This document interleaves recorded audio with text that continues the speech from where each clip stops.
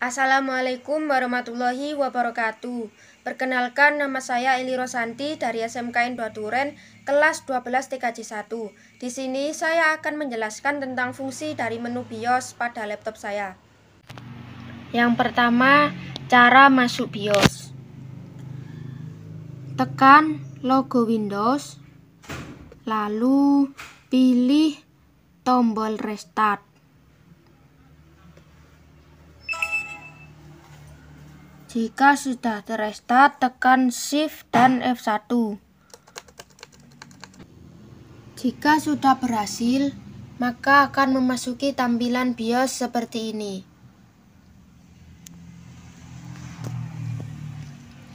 Langsung ke penjelasannya. BIOS, singkatan dari Basic Input Output System, adalah sebuah perangkat instruksi elektronik yang digunakan komputer untuk memulai sistem operasi. Fungsi BIOS yang utama yaitu menjalankan perintah Power on Self Test atau perintah untuk mengidentifikasi perangkat sistem seperti CPU, RAM, dan lain-lain. Cara kerja BIOS dimulai dengan proses penginisialisasi perangkat seperti kapasitas RAM, jenis hard disk, dan lain-lain. Kemudian BIOS akan melakukan tes RAM atau count of test. Selanjutnya, jika semua tes perangkat sistem sudah berhasil, maka BIOS akan mencari lokasi booting. Berikut ini menu Main. Main berfungsi untuk memberikan informasi tentang versi BIOS, tipe CPU, kecepatan CPU, dan lain-lain yang digunakan pada perangkat kita. Opsi pertama, UEFI BIOS version. UEFI singkatan dari Unified Extensible Firmware Interface. Berfungsi untuk memberikan informasi tentang versi BIOS yang digunakan pada perangkat kita. Di bawahnya terdapat UEFI BIOS Date, yaitu memberikan informasi tentang kapan terakhir kita mengupdate BIOS pada perangkat kita. Sedangkan fungsi Embedded Controller sendiri adalah untuk proses pengisian controller baterai, menjalankan sistem operasi, dan pengukuran suhu. Selanjutnya, mesin tipe model. Memberikan informasi tentang tipe mesin yang digunakan pada perangkat kita. Di bawahnya yaitu sistem unit serial number. Digunakan untuk memberikan informasi tentang nomor seri pada unit sistem perangkat kita. Selanjutnya, sistem board serial number. Digunakan untuk memberikan informasi tentang nomor seri pada papan sistem perangkat kita. Di bawahnya terdapat asset tag atau label aset. Digunakan untuk memberikan informasi tentang label aset yang digunakan pada perangkat kita. Label aset sendiri berfungsi untuk melacak aset data pada perangkat kita. CPU tipe. CPU singkatan dari Central Processing Unit. Di sini CPU tipe berfungsi untuk memberikan informasi tentang tipe CPU yang digunakan pada perangkat kita. Selanjutnya, CPU speed atau kecepatan CPU. Berfungsi untuk memberikan informasi tentang kecepatan CPU yang terpasang pada perangkat kita. Selanjutnya, installed memory, yaitu memberikan informasi tentang kapasitas memori yang terpasang pada perangkat kita. Di sini tertulis 4096 MB karena dalam 1 GB itu terdiri dari 1024 MB. Jika dikalikan 4, 1024 MB itu menjadi 4096 MB. 4096 MB ini sama dengan 4 GB. Opsi selanjutnya yaitu UUID, singkatan dari Universally Unique Identifier. Berfungsi untuk memberikan informasi tentang kode pengenal standar pada perangkat kita. MAC address internal LAN. MAC singkatan dari Media Access Control, berfungsi untuk memberikan informasi kepada kita tentang nomor unik atau alamat fisik yang digunakan pada perangkat kita. Selanjutnya, UEFI Secure Boot. UEFI Secure Boot ini adalah semacam gerbang keamanan yang berfungsi untuk melindungi perangkat kita dari serangan program sejenis yang menyerang melalui proses booting. Di sini statusnya off. Ke menu selanjutnya yaitu config. Di menu config terdapat opsi network. Wake Online adalah sebuah perangkat yang bisa membangunkan komputer kita dari jarak jauh. Di sini terdapat opsi AC only. Maka Wake Online akan berfungsi dan bekerja hanya pada saat AC terpasang. AC and battery. Wake Online akan berfungsi dan bekerja dengan keduanya, yaitu AC dan baterai. Wake Online tidak berfungsi ketika password pada harddisk diatur. Selanjutnya, Internet LAN Option Room. Opsi ini harus diaktifkan untuk menampilkan alamat MAC pada jaringan terintegrasi. Selanjutnya, USB Universal Serial Bus digunakan untuk menghubungkan perangkat eksternal seperti mouse, keyboard, dan printer. Opsi USB UEFI BIOS Support mengaktifkan atau menonaktifkan UEFI BIOS Support pada USB. Jika diaktifkan, maka booting dengan USB diskette dinonaktifkan. Memori USB akan membebaskan 16 KB data dan memuat perangkat driver DOS. Jika di-enablekan, maka mengizinkan booting dengan USB diskette. Always on USB. Port USB dapat mengisi daya perangkat eksternal. Jika dinonaktifkan, port USB dinonaktifkan saat memasuki daya rendah. Jika di-enablekan, port USB akan mengisi daya saat daya rendah. Menu selanjutnya, Always on USB Charge in off mode. Jika dinonaktifkan, maka pengisi daya dinonaktifkan ketika sistem mati. Jika di-enablekan, maka pengisi daya diaktifkan ketika sistem mati. Jadi ketika di-enablekan, maka mengecas dengan USB tetap aktif walaupun sistem atau perangkat kita mati. Selanjutnya USB 3.0 mode. Mengatur mode pengontrol USB 3.0 mode untuk port yang dibagikan di antara pengontrol USB 2.0. Jika memilih auto, maka menghubungkan dan mengarahkan port USB 3.0 atau 2.0 yang sesuai.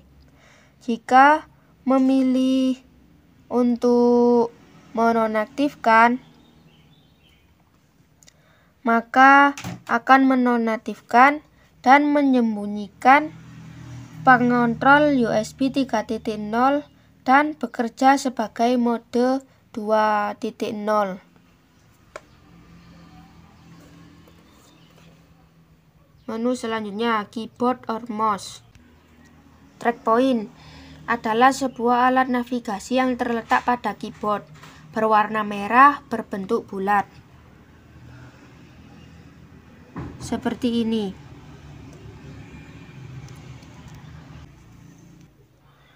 Mengaktifkan atau menonaktifkan trackpoint bawaan. Jika dinonaktifkan, maka trackpoint bawaan tidak difungsikan. Jika di-enablekan, maka track point bawaan diaktifkan. Selanjutnya, touchpad. Touchpad adalah sebuah penggerak kursor. Touchpad seperti ini. Mengaktifkan atau menonaktifkan touchpad. Jika dinonaktifkan, touchpad tidak berfungsi. Jika diaktifkan, maka touchpad akan berfungsi. Selanjutnya, FN and control key swap. Selanjutnya, FN key loop. Ketika diaktifkan, kamu dapat menekan tombol FN agar tetap dalam kondisi tertekan. Lalu, tekan tombol fungsi yang diinginkan. Tindakannya adalah setara dengan menekan tombol yang diperlukan dan tombol FN secara bersamaan. Saat Anda menekan tombol FN 2 kali, status terkunci, sampai Anda menekan tombol FN lagi, baru status terkunci terbuka. Selanjutnya yaitu display. Boot display device. Memilih tampilan video pada saat perangkat kita mulai booting. Kita bisa memilih ThinkPad LCD, analog, digital on ThinkPad, digital 1 on dock, ataupun digital 2 on dock. Menu selanjutnya power. Yang pertama, Intel Air Speedstep Technology. Memilih mode dari Intel Air Speedstep Technology pada saat runtime. Jika memilih opsi Maximum Performance, maka kecepatan selalu tinggi. Jika memilih Battery Optimized, maka kecepatan selalu rendah. Jika memilih Disable, maka support runtime tidak ada dan kecepatannya rendah. Mode for AC. Di sini memilih opsi Maximum Performance, berarti kecepatannya selalu tinggi. Selanjutnya, mode for Battery. Memilih opsi Battery Optimized, berarti kecepatannya selalu rendah. Adaptive Thermal Management. Yang pertama, ada skema untuk AC. Di sini memilih thermal management skema yang digunakan. Jika memilih opsi Maximize Performance, maka mengurangi pelambatan pada CPU. Jika memilih Balance, maka suara seimbang, suhu seimbang, dan kinerja seimbang. Skema untuk baterai. Di sini memilih opsi Balance, berarti seimbang. Maka suaranya seimbang, suhu seimbang, dan kinerjanya juga seimbang. Optical Drive Speed. Memilih opsi normal. Di sini yaitu tentang kecepatan drive optik yang ada pada perangkat kita. Mengatur kecepatan optical drive pada performa yang kita inginkan. CPU Power Management. Mengaktifkan atau menonaktifkan fitur penghemat daya otomatis ketika tidak ada aktivitas pada sistem. Umumnya, pengaturan ini tidak perlu dirubah. PCI Express Power Management. Kita ulas kembali. PCI ini singkatan dari Peripheral Component Interconnect. Lanjut, mengaktifkan atau menonaktifkan fitur penghemat daya otomatis ketika tidak ada aktivitas pada PCI Express. Umumnya pengaturan ini tidak perlu dirubah. Express Card Speed. Mengatur kecepatan transfer dari kartu Express ke performa kecepatan yang kita inginkan. Jika kita memilih generation 1, maka kecepatan transfer dari kartu Express akan sangat cepat. Berhubung di sini kita memilih automatic, maka kecepatan transfernya disesuaikan dengan yang disupport.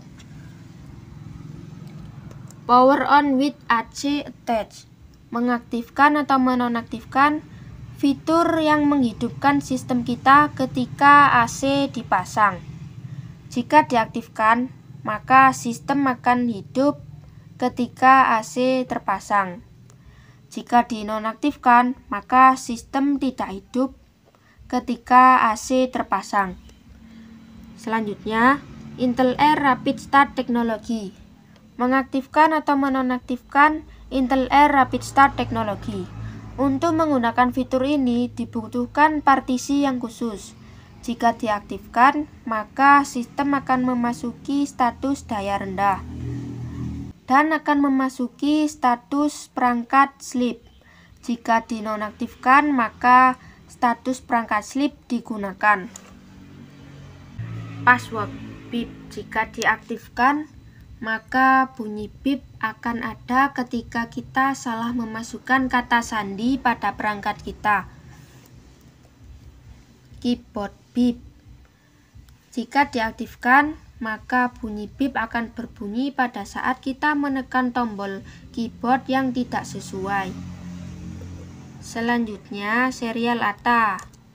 SATA singkatan dari Serial Advanced Technology Attachment. Di sini memilih mode controller dari SATA. Yang pertama ada AHCI mode. AHCI singkatan dari Advanced Host Controller Interface. Jika memilih mode AHCI, maka serial ATA akan beroperasi di mode AHCI. Jika memilih mode compatibility, maka serial SATA akan beroperasi pada mode compatibility. CPU, Central Processing Unit. CPU sendiri berfungsi untuk menjalankan proses aritmatika, logaritma, dan perintah input-output. Core Multiprocessing. Jika diaktifkan, pengaturan ini akan mengaktifkan unit inti eksekusi tambahan pada CPU. Jika dinonaktifkan, maka pengaturan ini akan hanya mengaktifkan satu unit inti tambahan pada CPU. Intel Air Hyper Threading Technology. Mengaktifkan pengaturan ini untuk menjalankan jalur perintah core ke komponen komputer lain. Jika dinonaktifkan, maka pengaturan ini hanya mengaktifkan satu thread pada unit inti eksekusi CPU. Intel Air AMT. Intel Air AMT Control. Pilihan ini digunakan untuk mengaktifkan atau menonaktifkan Intel Air Active Management Technology. Pilihan ini digunakan untuk mengaktifkan atau menonaktifkan fungsi Intel Air Active Management Technology atau AMT. Jika didisablekan, maka AMT tidak berfungsi. Jika di-enablekan, maka AMT akan diaktifkan untuk memulai konfigurasi. Jika memilih opsi permanently disable, maka AMT akan dinonaktifkan secara permanen. Menu selanjutnya, Date or Time. Sistem date digunakan untuk mengatur bulan, tanggal, tahun sesuai dengan real-time clock. Sistem time digunakan untuk mengatur jam, menit, detik sesuai dengan real-time clock. Selanjutnya, security atau keamanan. Opsi pertama yaitu password atau kata sandi. Hardware Password Manager. Memilih mengaktifkan untuk mengaktifkan sistem Anda agar mendaftar ke server. Memilih disable untuk menonaktifkan sistem Anda agar tidak mendaftar. Jika sudah terlanjur mendaftar, maka pilih disable untuk membatalkan pendaftaran sistem Anda ke server. Supervisor password atau password pengawas. Supervisor password atau password pengawas ini bisa digunakan untuk melindungi perangkat Anda dari pengguna yang tidak berhak yang akan mengakses item pada ThinkPad setup. Password status dinonaktifkan. Selanjutnya, look UEFI BIOS setting.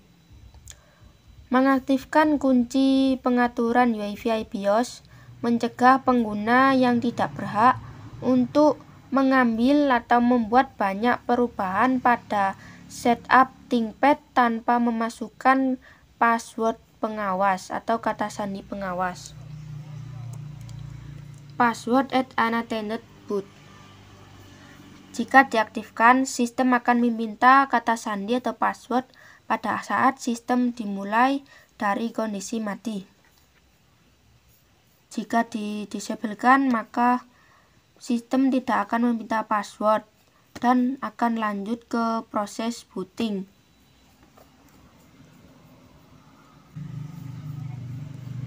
Password at restart. Enable.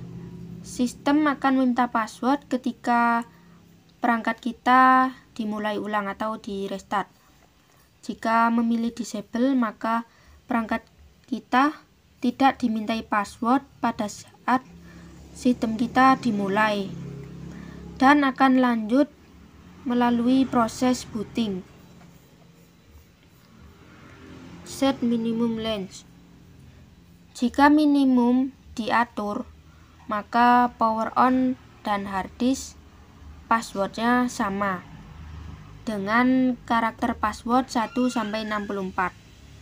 Catatan, password pengawas atau kata sandi pengawas dinonaktifkan atau Anda masuk sebagai pengawas untuk mengubah nilai minimum yang sudah diatur. Power on password.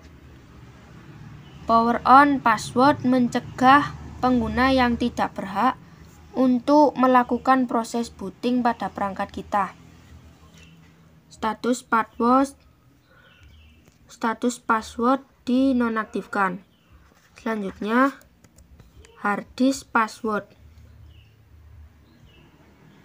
Password atau kata sandi harddisk ini digunakan untuk melindungi data yang tersimpan pada harddisk kita yang ingin diakses oleh orang lain.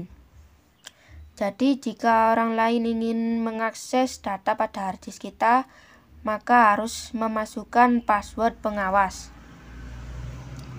Status password dinonaktifkan.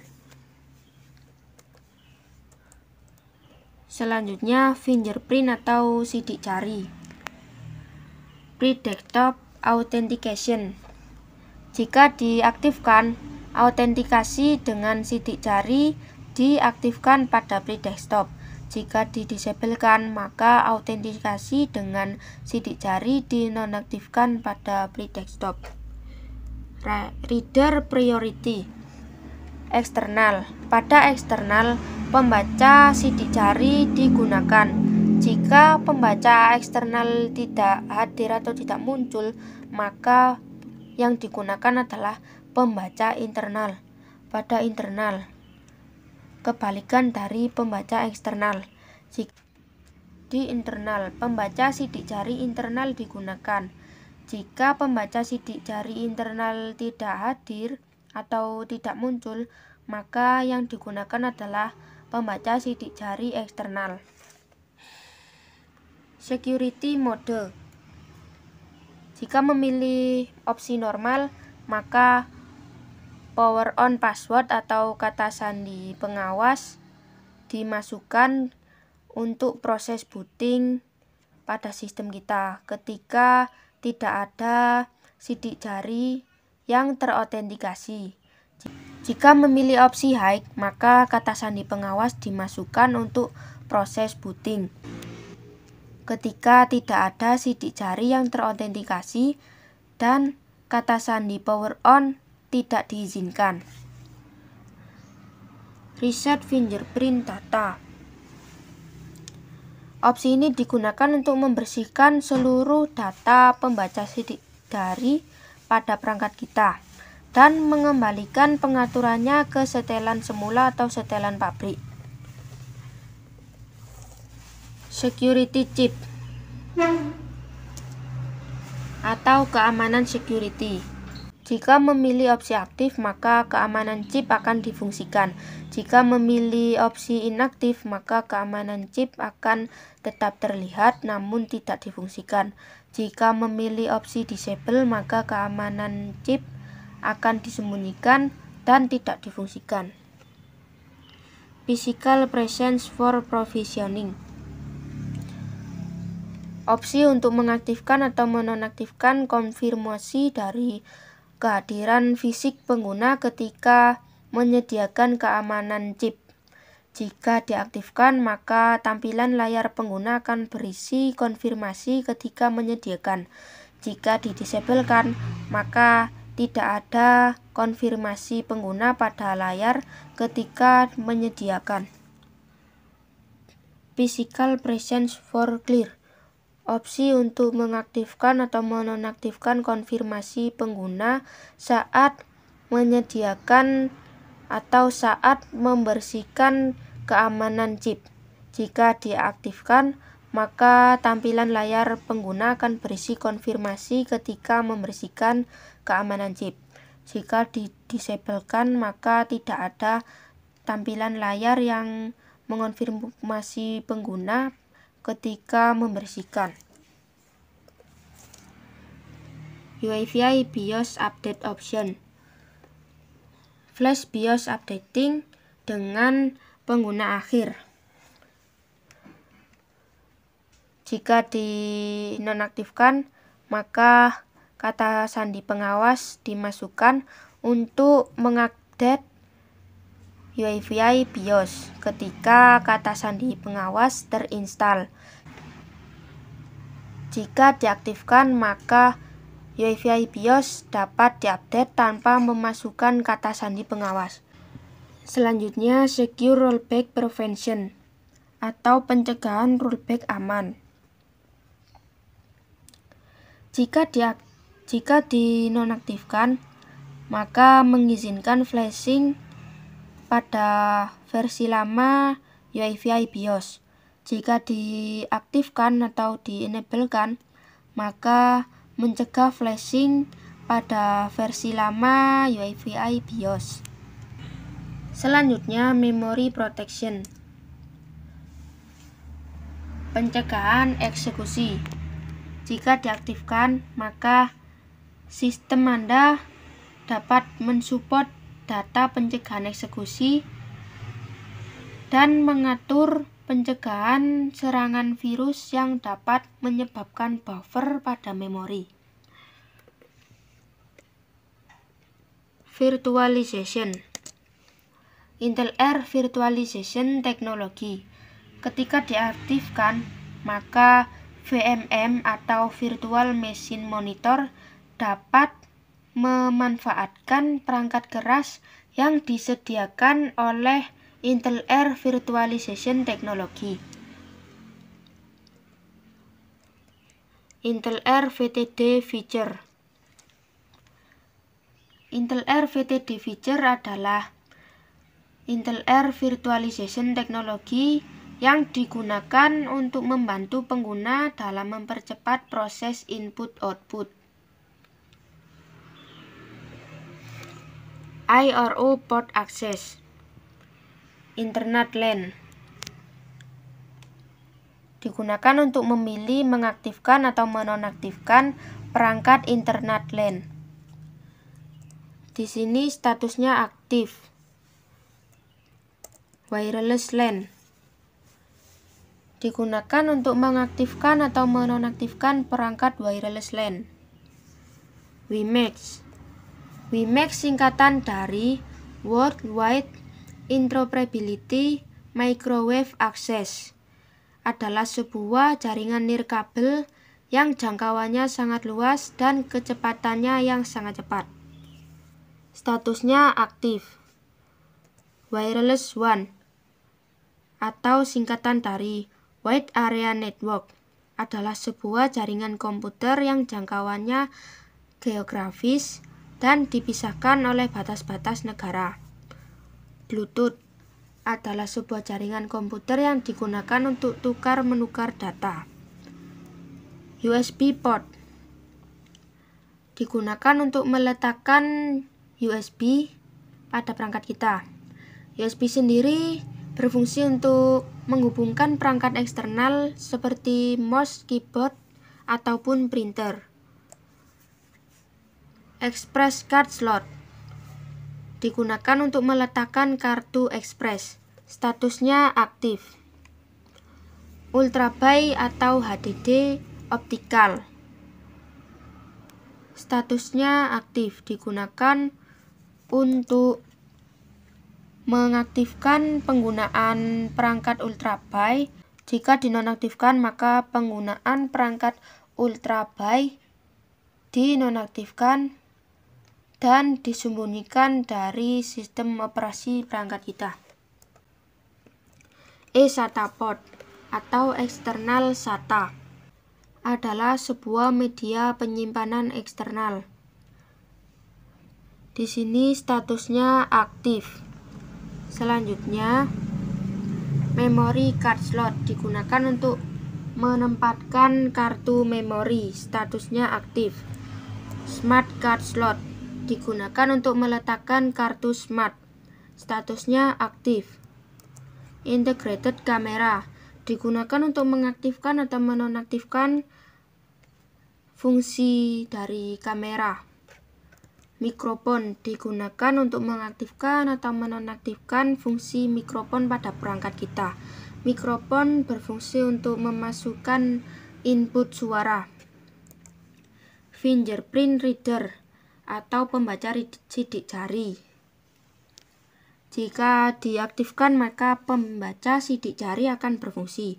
Jika dinonaktifkan, maka pembaca sidik jari tidak berfungsi.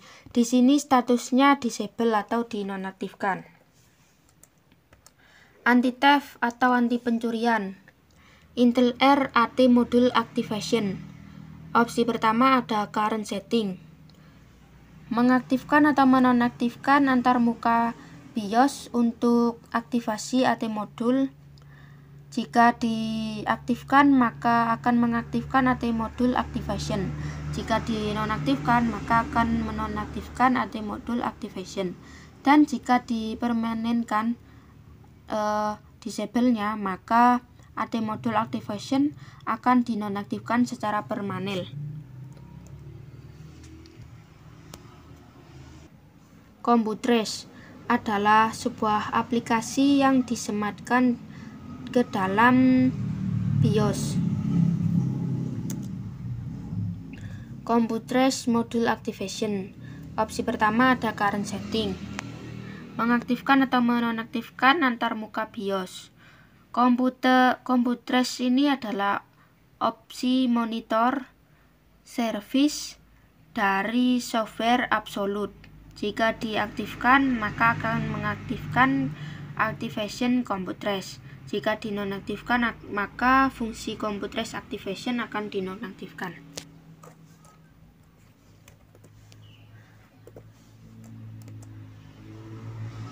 Secure boot adalah sebuah gerbang keamanan yang melindungi perangkat kita dari serangan program sejenis yang menyerang melalui proses booting. Di sini statusnya dinonaktifkan.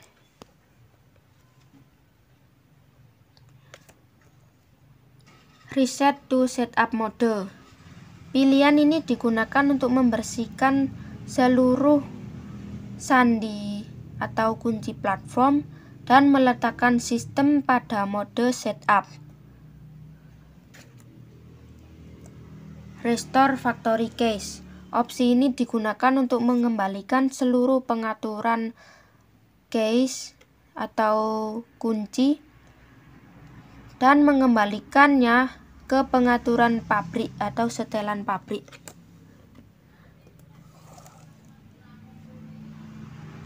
Menu selanjutnya yaitu Startup. Terdapat opsi boot. Boot adalah sebuah proses penyalaan ulang komputer di mana komputer tersebut dialiri oleh aliran listrik dengan tujuan untuk memulai ulang kembali komputer dari awal. Di bawahnya terdapat network boot atau booting jaringan. Digunakan untuk memilih prioritas teratas dari urutan prioritas booting ketika bangun dari local area network. UEFI or legacy boot digunakan untuk memilih sistem booting. Jika memilih opsi boot atau keduanya, sistem dapat booting dengan mengikuti peraturan prioritas booting dari UEFI atau legacy.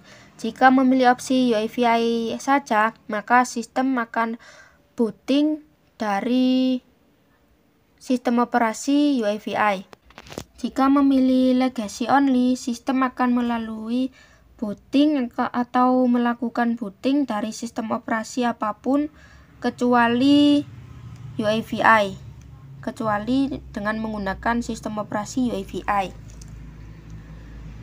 UEFI or legacy boot priority digunakan untuk memilih prioritas booting di antaranya UEFI dan legacy. Di sini memilih legacy first. Di bawahnya terdapat CSM support. CSM singkatan dari Compatibility Support Module.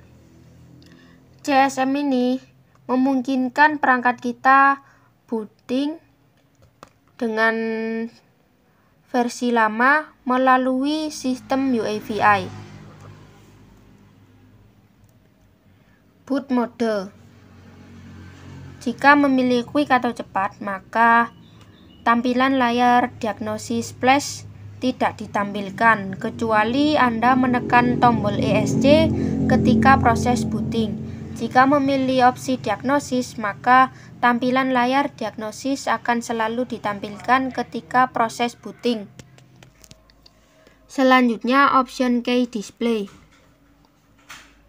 Mengambil atau memilih apakah akan menampilkan pesan kunci ketika sistem booting. Boot device list F12 option.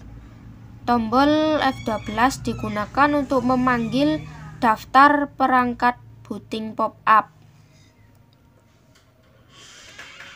Di sini boot device list F12 option statusnya enable atau diaktifkan. Selanjutnya boot order look. Pilih diaktifkan untuk menguji daftar prioritas booting. Menu yang terakhir yaitu restart atau memulai ulang. Yang pertama ada exit saving change, digunakan untuk keluar dari setup dan menyimpan seluruh pengaturan yang sudah kita setting.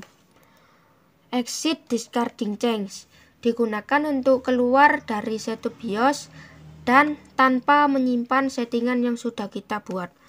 Load setup default, digunakan untuk mengembalikan seluruh settingan yang sudah kita buat ke setelan pabrik. OS optimized default, digunakan untuk mengembalikan seluruh settingan yang sudah kita buat ke setelan yang direkomendasikan oleh. Selanjutnya OS optimized default, digunakan untuk mengembalikan seluruh pengaturan optimal yang direkomendasikan oleh setelan pabrik. Discard change, digunakan untuk membuang seluruh settingan yang sudah kita buat. Save change, digunakan untuk menyimpan seluruh settingan yang sudah kita buat tanpa keluar dari setup BIOS. Save change, digunakan untuk menyimpan seluruh settingan yang sudah kita buat tanpa keluar dari setup BIOS. Save change, digunakan untuk menyimpan seluruh settingan yang sudah kita Save change, digunakan untuk menyimpan seluruh settingan yang sudah kita buat tanpa keluar dari setup BIOS.